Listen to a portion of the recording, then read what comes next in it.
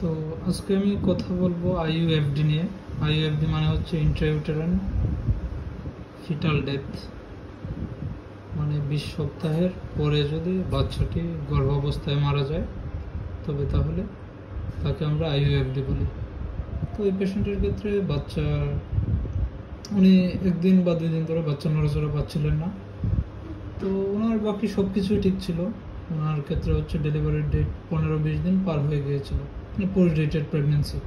Normally 40 সপ্তাহ ধরা হয়, তারপরে পরবর্তী সময়টাকে পোস্ট ডেটেড প্রেগনেন্সি বলা হয়। তো ওনার আর কোনো সমস্যা ছিল না। কিছুদিন আগে আলট্রাসোনোগ্রাফি করেছিলেন, তখন আমি delivery date EDD expected delivery date দিয়েছিলাম 23 আগস্ট।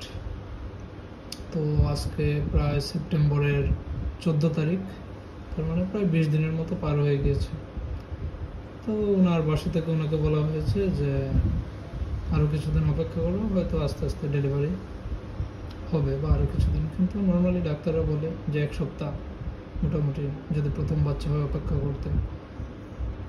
বা অনেকে ডাক্তারের আন্ডারে থাকেন, তারাই সাজেস্ট করেন কতদিন ওয়েট করা যাবে বা কোনো সমস্যা দেখা দিলে ডাক্তারের সাথে যোগাযোগ করার জন্য। তো উনি গত একদিন বা 2 দিন ধরে বাচ্চা নড়াচড়া পাচ্ছিলেন না। তো আলট্রাসোনোগ্রাফি করতে আসলেন ওনার প্রতিবেশীর জোরাজোরিতে। আসার পরে ডাক্তার ওনাকে একটা আলট্রাসোনোগ্রাফি সাজেস্ট করলেন। করার পরে দেখা গেল এটা হচ্ছে হার্টে কোনো ব্লাড সার্কুলেশন, কোনো ব্লাড ফ্লো নেই, কোনো হার্টবিট নেই।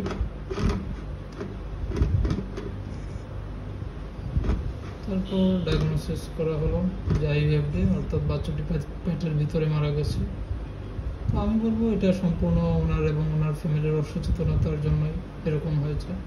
কারণ বর্তমান সময়ে যেখানে সবখানে ডাক্তার অ্যাভেলেবল আছে অথবা ডায়াগনস্টিক সেন্টার অ্যাভেলেবল আছে, এত কিছু ওনার হাতের কাছে থাকার পরেও ওনার গুরুত্বহীনতার জন্য আজকের এই পরিণতি।